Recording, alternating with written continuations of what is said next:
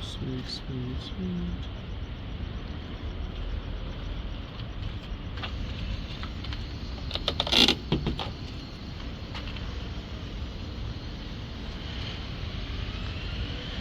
Got like 3 hours on this hood.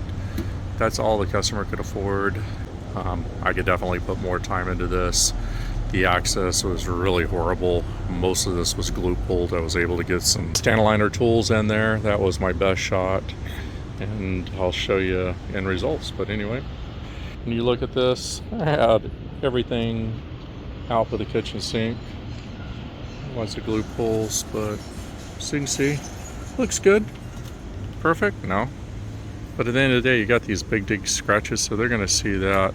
Typically a hood like this would get replaced, but came out really nice.